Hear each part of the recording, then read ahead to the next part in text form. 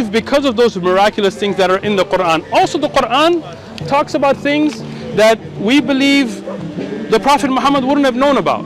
Right? Let me give you an example. Like this is like a woman and the baby inside the woman. Sure, the development of the fetus. How it starts from a blood clot and it moves. Man, you sure you're not Muslim and you're hiding it? Like, is this one of those things like a candid camera or something? You're gonna come out like I'm a sheikh. No, you want to be honest? I'll be honest. I study a lot. Nice. And when I see stands like this, I like to just check it out. And Excellent. See what that's all it is. So to help you, I'm interested in things. That's all it is.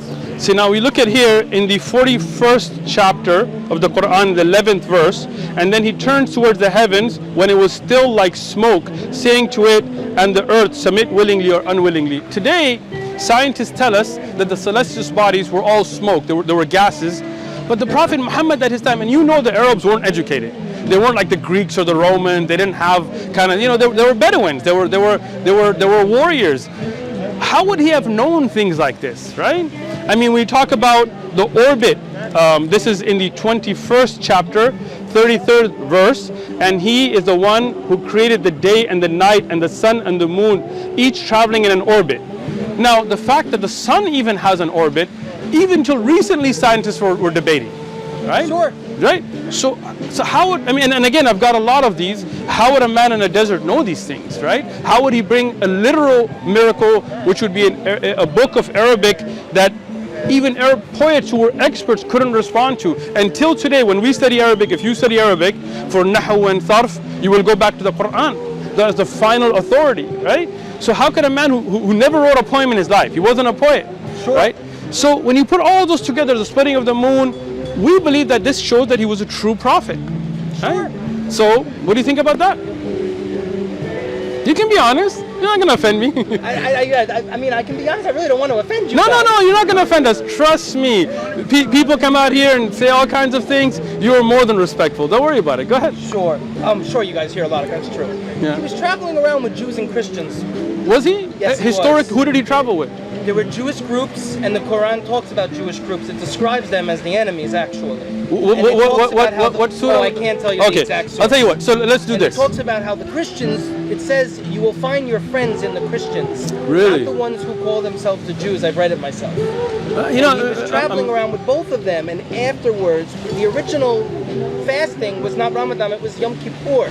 Really? And then once they turned around and rejected, that's when things started to really develop. So can you, I mean, as I showed you the verses, could you tell me, like, is that in the Quran, the Yom Kippur thing? The Yom Kippur thing, no. Is it in Hadith? I'm not going to give you bullshit claims. Okay, I appreciate that. No, I really appreciate that. So where did you read it? Traveling with Jews and Christians. Okay, so let's take one at a time, right? So the Yom Kippur, where did you read that about him, the original fasting being Yom Kippur? I'm going to be honest with you, I don't remember. All right. So I can't stand on it too hard. I got you. Because then I can't give you a source. So let's put that to aside then, right? Fine. All right. Him traveling with Christians and Jews.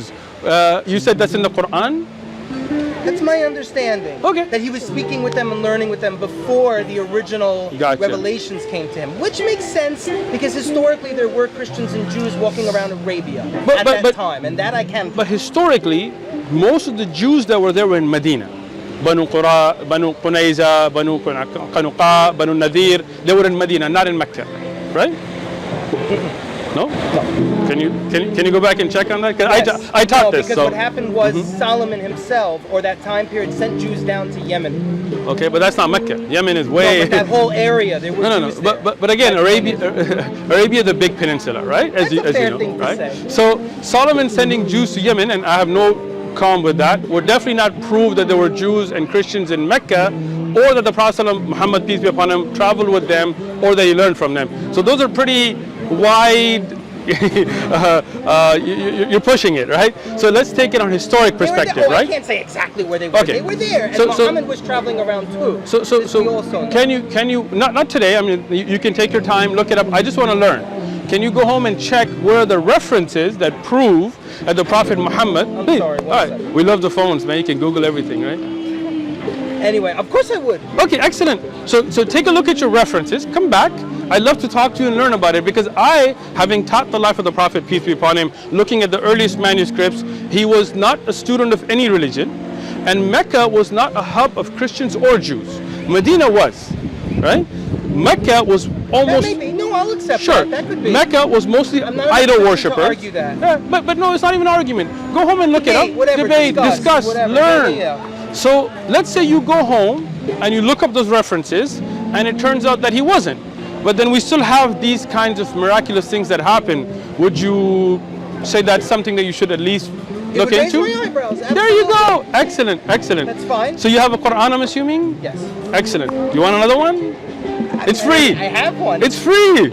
Okay. There you go. How But can you give it up? I mean, Excellent. It doesn't make. I'm just being honest. It doesn't make Look, a look. difference. As long as you're gonna read it, I have no problem with giving it to you as a gift. Would you like one? She's my wife. I know. Mine okay. is hers. Hers is mine. All right. If I have one, she has. Cool. it. Excellent. Well, now you have one.